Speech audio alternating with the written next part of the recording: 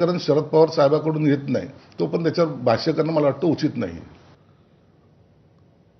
बातमी येते राज्यसभेमधनं. महाराष्ट्रानं राज्यसभेच्या 7 जागा लवकरच रिक्त होणार आहेत. त्यासाठी होणाऱ्या निवडणुकीत राज्यातील राजकीय समीकरणं बदललेली दिसणार आहेत.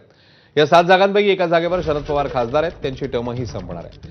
यावरून संजय राऊत यांनी महत्त्वाचं वक्तव्य केलं. शरद पवारांसारखा नेता दिल्लीत असणं गरजेचं आहे, त्यांना निवडून आणण्याची महाविकास आघाडीत ताकद आहे, असं राऊत म्हणाले.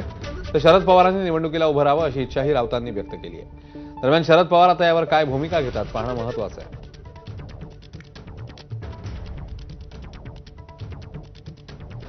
शरद पवारांसारखा नेता सगळ्यांसाठी महाराष्ट्रासाठी दिल्लीत असणं गरजेचं आहे, हे मी स्वतः पवारसाहेबांशी बोललेलो आहे. आमच्या दोघांमध्ये याच्यावरती वारंवार चर्चा झालेली आहे. पवारसाहेबांची एकंदरीत एकदा अशी मानसिकता दिसली की आता थांबायला पाहिजे.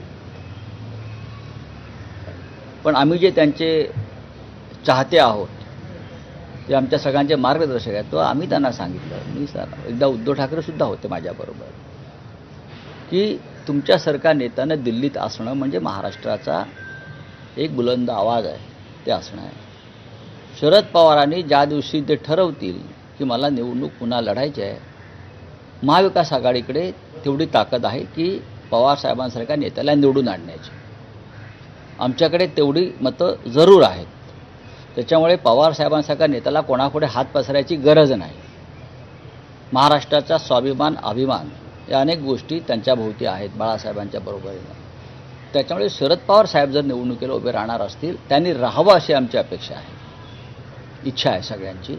तर आमच्याकडे महाविकास आघाडीकडे म्हणून जे आहे तेवढी मतांपेक्षा जास्त कोटा आमच्याकडे आहे.